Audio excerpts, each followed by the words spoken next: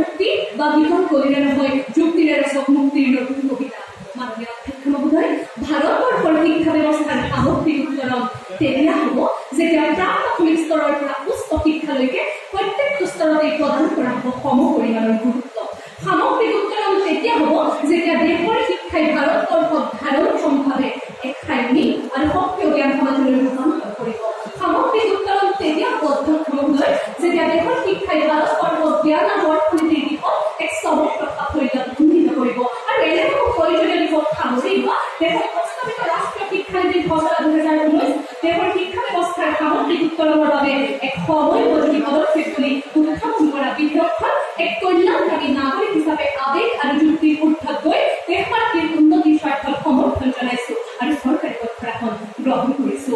মাননীয় অধ্যক্ষ মহোদয়, গছৰ গুৰি অংশৰ বাকলি গুচাই গছৰ শ্ৰীবৃদ্ধি কামনা কৰিলেও গছৰ বিকাশ যেনেকৈ সম্ভৱ হৈ নুঠে, ঠিক তেনেদৰে দেশৰ শিক্ষা ব্যৱস্থাৰ প্ৰাথমিক স্তৰটোক বাদ দি শিক্ষা ব্যৱস্থাৰ সামগ্ৰিক উত্তৰণ কেতিয়াও সম্ভৱ হৈ নুঠে। কাৰণ শিশুৰ জীৱনৰ বুনিয়াদ গঢ়াৰ প্ৰথম আৰু প্ৰধান ব্যৱস্থাটোৱে হৈছে প্ৰাথমিক শিক্ষা। কিন্তু মাননীয় অধ্যক্ষ মহোদয়, যিটো সময়ত দিল্লীৰ আম্বেদকাৰ বিশ্ববিদ্যালয়ে আৰ্লি চাইল্ডহুড এডুকেশ্যন ইম্পেক্ট শীৰ্ষক গৱেষণাত স্পষ্টভাৱে প্ৰমাণ কৰিছে যে ভাৰতবৰ্ষত প্ৰাথমিক শিক্ষা গ্ৰহণ কৰা অধিকাংশ শিশুৰে প্ৰাথমিক পৰ্যায়ৰ বিদ্যালয়ত নামভৰ্তি কৰাৰ প্ৰয়োজনীয় যোগ্যতাৰে অভাৱ। তেনে প্ৰেক্ষাপটত পূৰ্বৰ শিক্ষানীতিসমূহে আজি পৰ্যন্ত দেশৰ প্ৰাথমিক শিক্ষাত গুৰুত্ব আৰোপ নকৰা পৰিপ্ৰেক্ষিতত ৰাষ্ট্ৰীয় নতুন শিক্ষানীতিৰ অধীনত দেশৰ প্ৰাথমিক শিক্ষাত প্ৰথমবাৰৰ বাবে মানৱ সম্পদ বিকাশ মন্ত্ৰালয়ৰ অধীনলৈ আনি আনুষ্ঠানিক শিক্ষাৰ ভিতৰত কৰি ল'ব বিচৰা পদক্ষেপ অত্যন্ত সময়োপযোগী, যি দেশৰ শিক্ষা ব্যৱস্থাৰ সামগ্ৰিক উত্তৰণত সহায় কৰিব।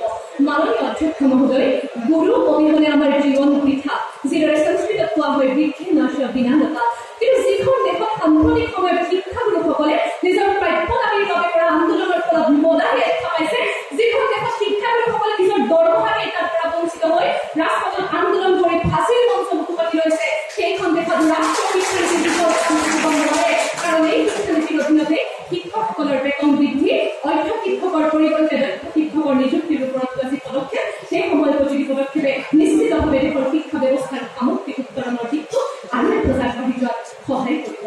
মাননীয় অধ্যক্ষ মহোদয়, ভাৰতৰ দৰে শিক্ষা ব্যৱস্থাই যেতিয়াৰ পৰা আমাৰ ছাত্ৰ সমাজক সপোন দেখুৱালে নম্বৰৰ, সপোন দেখুৱালে মাৰ্কশ্বিট চাৰ্টিফিকেটৰ, তেতিয়াৰ পৰা আৰু সেই শিক্ষাত নাথাকিল কোনো স্বকীয়তা, য'ত আমাৰ ছাত্ৰ ছাত্ৰীসকলে অসমীয়া, ইংৰাজী, ভূগোল, সমাজ অধ্যয়নৰ দৰে বিষয়সমূহত পাৰ্গত হোৱাৰ পাছতো ত্ৰিকোণমিতি বীজগণিতৰ জটিলতা সোমাই পৰি পাৰ হ'ব নোৱাৰে হাইস্কুল শিক্ষান্ত পৰীক্ষাৰ দেওনা, অংক হৈ পৰে আতংক, বিজ্ঞান হৈ পৰে জটিলতকৈ জটিল। তেনে প্ৰেক্ষাপটত মাননীয় অধ্যক্ষ মহোদয়, আমি বিচাৰিছো ৰাষ্ট্ৰীয় নতুন শিক্ষানীতিৰ দৰে শিক্ষানীতি, যি শিক্ষানীতিৰ 5+3+3+4 গাঁথনিৰ ভিত্তিত ছাত্ৰ ছাত্ৰীসকলে নৱম শ্ৰেণীতে নিজৰ ৰুচি অভিৰুচি অনুযায়ী ষান্মাসিক পদ্ধতিৰে জ্ঞান আহৰণ কৰিব পাৰিব আৰু কোনো বাধ্যবাধকতাহীনভাৱে কলা, বিজ্ঞান অথবা বাণিজ্য শাখা নিৰ্বাচন কৰিব পাৰিব, যাৰ ফলশ্ৰুতিত অতদিনে হৈ অহা মানৱ সম্পদৰ অপচয় ৰোধ হ'ব আৰু গঢ়ি উঠা মানৱ সম্পদসমূহে দেশৰ শিক্ষা ব্যৱস্থাৰ সামগ্ৰিক দিশটোত আৰু একোটা হৈ যোৱাত সহায় কৰিব। মাননীয় অধ্যক্ষ মহোদয়, বিশ্ব অৰ্থনীতিৰ মডেল যুগত ভাবি অহা সামৰিক উন্নতিৰে সমগ্ৰ বিশ্বই আজি উচ্চতাৰ দিশে ধাৱমান হোৱাৰ সময়ত তৃতীয় বিশ্বৰ উন্নয়নশীল দেশ ভাৰতবৰ্ষত 2000 চনৰ পৰা পৰিৱৰ্তিত ৰূপ লোৱা শিক্ষা ব্যৱস্থাই শুৱনি কৰিলে শিক্ষিত নিবনুৱাৰ তালিকাখন। তেনে জটিল সন্ধিক্ষণত ৰাষ্ট্ৰীয় নতুন শিক্ষানীতিৰ 20 নম্বৰ অধ্যায়ত বৃত্তিমূলক শিক্ষাৰ আনুষ্ঠানিক শিক্ষাৰে অভিন্ন অংগ হিচাপে পোষকতা কৰা বিষয়টোৱে নিশ্চিতভাৱে দেশৰ নিবনুৱা সমস্যা সমাধানত ভূমিকা ল'ব, যাৰ জৰিয়তে মাননীয় অধ্যক্ষ মহোদয়, কাৰণ এই নীতিৰ অধীনত ভাৰতৰ সকলো পৰ্যায়ৰ বিদ্যালয়, মহাবিদ্যালয় বা বিশ্ববিদ্যালয়সমূহক ইয়াৰ নিকটৱৰ্তী ঔদ্যোগিক প্ৰশিক্ষণ প্ৰতিষ্ঠান, পলিটেকনিক, ৰাজহুৱা কিছুমান ফাৰ্ম বা চিকিৎসালয় আদিৰ সৈতে সংঘবদ্ধ কৰাৰ যি প্ৰয়াস, সেই প্ৰয়াস একদম সময়োপযোগী। আৰু মাননীয় অধ্যক্ষ মহোদয়, ইয়াৰ জৰিয়তে ছাত্ৰ ছাত্ৰীসকলে নিজৰ আনুষ্ঠানিক শিক্ষাৰ সমান্তৰালভাৱে এই শিক্ষা গ্ৰহণ কৰিব পাৰিব, যি ছাত্ৰ ছাত্ৰীসকলক কৰ্মমুখী কৰি তুলিব আৰু এই কৰ্মমুখী দিশেই হ'ব দেশৰ নিবনুৱা সমস্যাৰ সমাধানৰ একমাত্ৰ উপায়।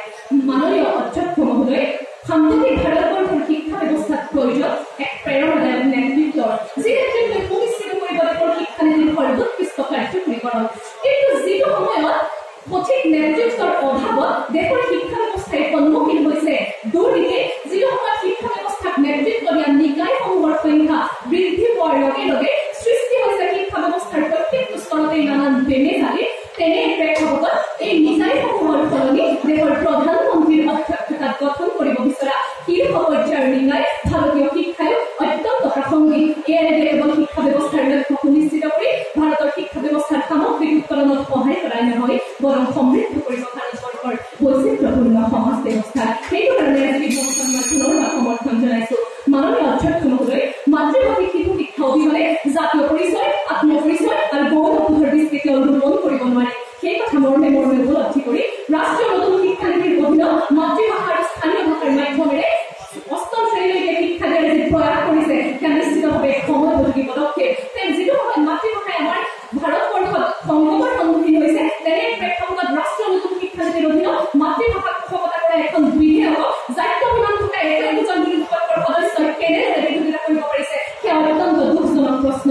মাননীয় অধ্যক্ষ মহোদয়, পূৰ্বৰ শিক্ষানীতিসমূহৰ ৰৈ যোৱা দুখ ত্ৰুটি তথা কাৰ্যকৰী নোহোৱা দিশসমূহৰ কাৰণেই যিটো সময়ত সন্মানিত বিৰোধী পক্ষৰ প্ৰত্যেকজন সদস্যই আজি সামগ্ৰিকভাৱে ভাৰতৰ শিক্ষা নীতিখনক নতুন শিক্ষানীতিৰ খচৰাখনক বিৰোধিতা কৰিলে, তেনে প্ৰেক্ষাপটত তেওঁলোকৰ নেতাকে মই জনাব বিচাৰিছো যে তেওঁলোকৰ হাতত থকা স্মাৰ্টফোনটোত ৰাষ্ট্ৰীয় নতুন শিক্ষানীতিৰ খচৰাখন ডাউনলোড কৰা আৰু অন্ততঃ তেওঁলোকে চাইট প্ৰাকৃতিক দিব নালাগে। যাৰ ভিত্তিত কোৱা হৈছে যে পূৰ্বৰ শিক্ষানীতিত ৰৈ যোৱা কাৰ্যকৰী কৰিবলৈ ৰৈ যোৱা দিশসমূহ কাৰ্যকৰী কৰা হ'ব। মাননীয় অধ্যক্ষ মহোদয়, বিদ্যা দদাতি বিনয়ম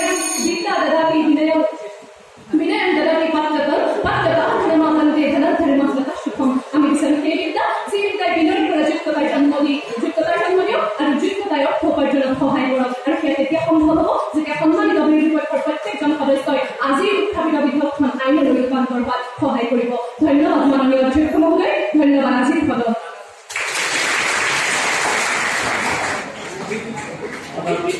ধন্যবাদ।